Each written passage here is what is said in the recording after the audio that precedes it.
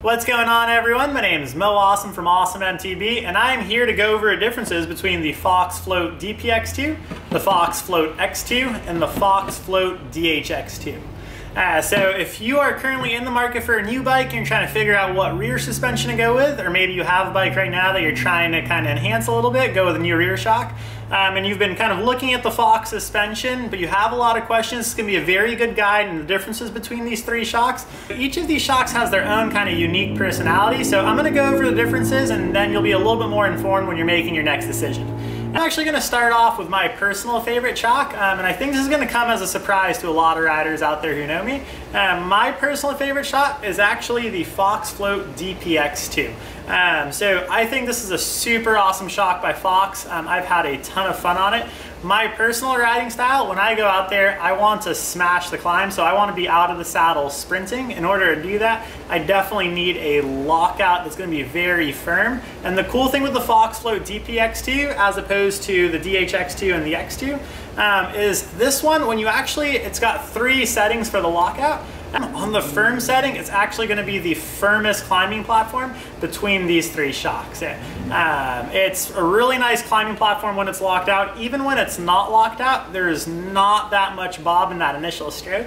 So it's a very efficient shock. But yeah, so when I get to the top of the climb, I actually want to go down the most challenging trail I can find out there. So I need a shock that's going to kind of stand up to burlier trails, not overheat on me, and still have a lot of downhill kind of prowl to it. And DPX2 has been blowing me away because it's amazing on the climbs, and then when you get to the top of the climb, it's amazing on the downhill. It feels like butter. I feel like a lot of riders are really quick to dismiss the DPX2. I know some of them will kind of pull the trigger on a bike and it'll either be their first upgrade. Sometimes they won't even give it a shot. They'll just strip it off, put a new shock on. And I mean, to each their own, and like I said, there's different rear shocks for different riders, so it all depends on your riding style. However, I do think that more riders need to give this shock a chance, because I think what they'll find is something that it gives enduro bikes a little bit more of a playful nature. So it lets it kind of keep that little poppy, really nimble, really agile, fast off the gate when you kind of stand up, kind of crank on it. And then on the downhills, you can just kind of pop out of corners a little bit easier with this shock. So I definitely feel like the DPX2 is going to give you a really kind of poppy, agile feel to your bike. So if you are in the market for a new bike and it comes with a DPX2, at least give it a fair shot. Because like I said, I've taken this thing down some gnarly downhill trails. I've taken it up some super long climbs, and the DPX2 has just kept blowing me away time after time. I used to be on the program where if I saw this or the older version of the Fox Float Expect on something, I would take it off right away and put the X2. And something I was noticing personally is that I always got this kind of dead feeling to the rear end of the bike, where it was amazing on burly downhill long descents, like when I was up in Canada, living up there for a bit. But when I came back, especially in Laguna, or especially in kind of low, like the Luz or something like that, when I really kind of wanted that little poppy, agile feel, it just felt like the rear was kind of weighted down just a tad, even if I kind of messed with the rebound settings or compression. But I couldn't really kind of understand it, and then when I ran the DPX2, basically everything I was kind of looking for, I essentially found with this thing. And yeah, nothing against the X2. I am going to get into why you might want to go with that shock. But if you're looking for a rear shock that's going to be very lively, very active, climb really well, you're looking for a nice platform, you're also going to shave a little bit of weight off your bike going with the DPX2 as opposed to these 2 shocks. So I definitely think it's a very good fit for a lot of riders out there. So like I said, if you're in the market for a new bike and it's spec'd with a DPX2, don't be scared. It's an amazing shock. Mo Awesome approved. But yeah, that's the DPX2. The next shock I'm going to be talking about is actually going to be the Fox Float X2. So this thing essentially has been everyone's freaking dream. It's an amazing shock that basically combines the downhill performance of their kind of more coil version oriented shock with a air sprung suspension. So you have a lot of tunability in this thing. You shave a little bit of weight off a coil shock. About 200 grams with the X2 in comparison to the DHX2.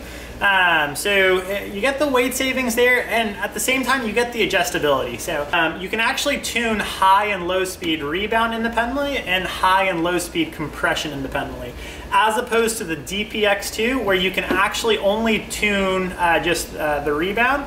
And you have a low speed compression adjustment, and so there's not much adjustability in terms of dialing in high and low speed rebound and compression independently on the DPX2.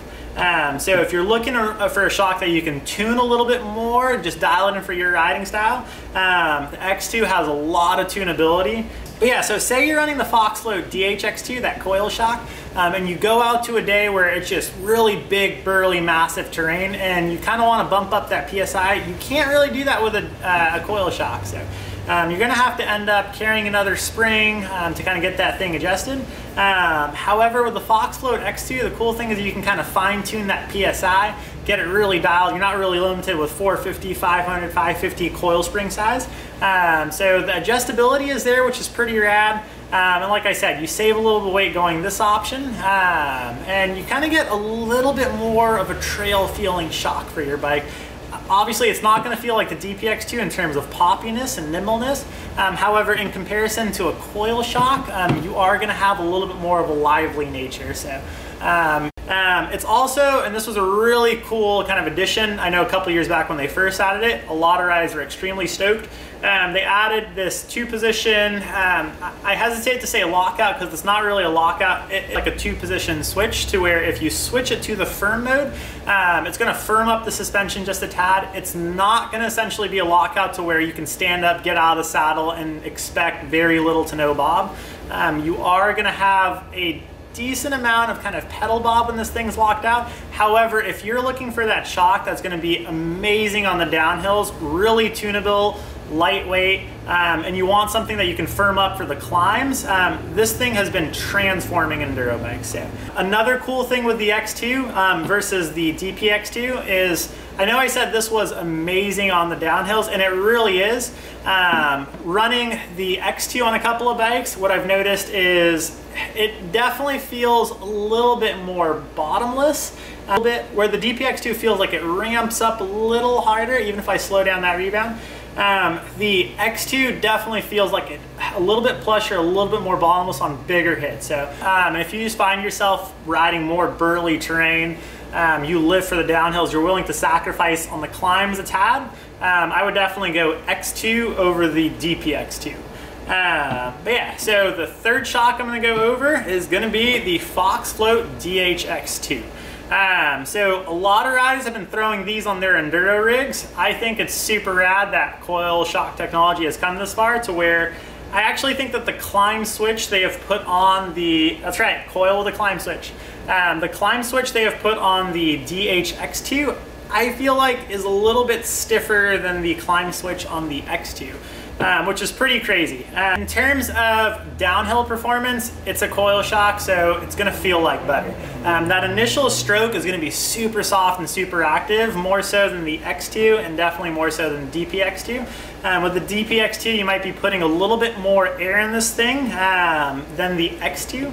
And so, I mean, more air pressure in a shock just because it's a smaller can. It's obviously that initial stroke isn't going to be the softest of the three. It still feels amazing. However, if you're looking for the softest initial stroke, and you think coil shock, definitely the way to go in that area. The X2, you are going to be putting in a little bit less air pressure than that DPX2, and so you're going to have that softer initial stroke in this thing as well. But at the same time, I mean, the DHX2 still kind of blows both these shocks out of the water in terms of super soft action, that initial stroke, and then a very controlled rest of the stroke as well. So, but yeah, there are a few drawbacks to going with the Fox Float DHX2. So if weight is a concern, this shock does add quite a bit of weight to your bike, especially over these two shocks. in comparison to the DPX2, you're actually talking a little over 300 grams.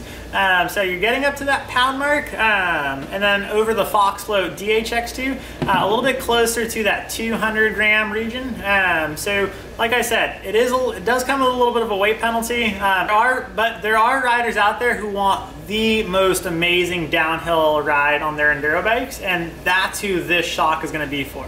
And especially if that same rider doesn't really have access to a lift or wants to ride this on their local trails, needs a climbing platform, that 2-position switch, like I said, actually feels a little bit more firm than this X2. So definitely an amazing feature. Another drawback, it is going to deaden the rear end of the bike a little bit more so than the X2. So if you're looking for a very poppy feeling out of your bike, you definitely lose a little bit of that with this shock. Just because, I mean, at the end of the day, the primary purpose of this shock is kind of traction, keeping that rear end kind of planted to the ground. So you can tune that out a tad. However, you are going to be sacrificing a little bit what the shock was intended to. But so if you're trying to make your enduro bike as poppy, as lively as possible, and then also kind of keep that rear end a little bit lighter, because that's going to add to the nimbleness and poppiness nature of your bike, I highly suggest either going with the DPX2, or if you want a little bit more downhill performance, that Fox Float X2.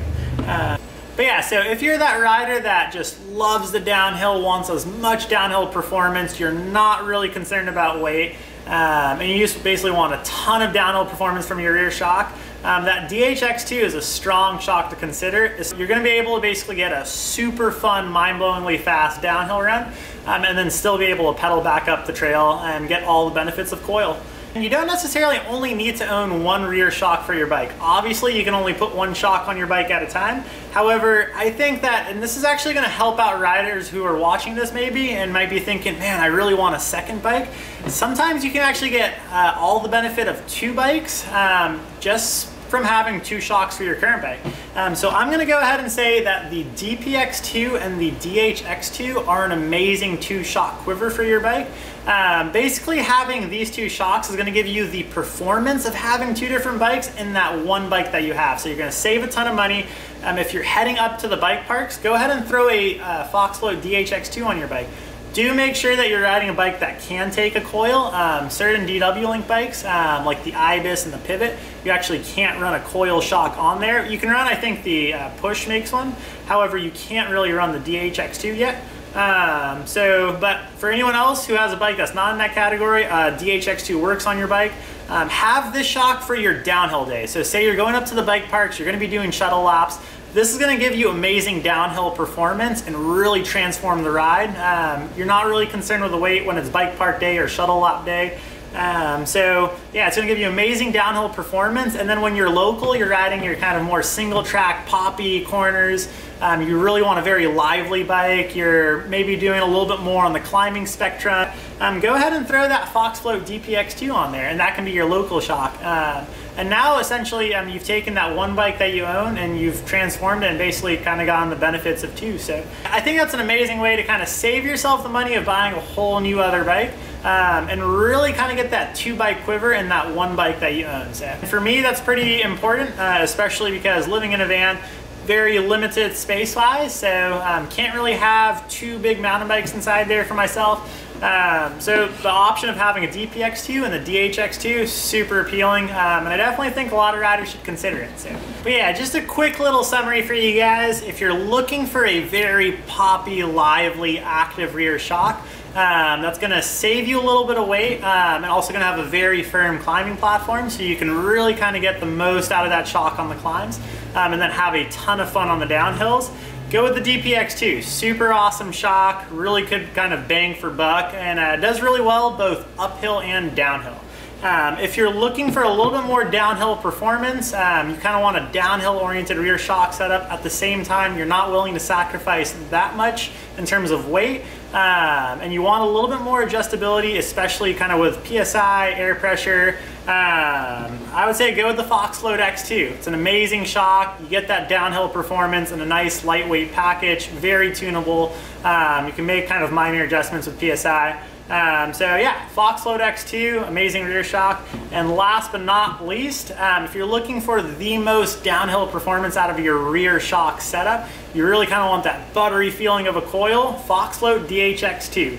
And you get that nice 2-position switch so you can still firm it up for the climbs and kind of get all of that downhill performance and still make your way back up to get another lap in. So yeah, so I hope you guys enjoyed this video. I hope it was a little bit informative for you guys. Maybe I've helped a couple of riders out there narrow down their next rear shock.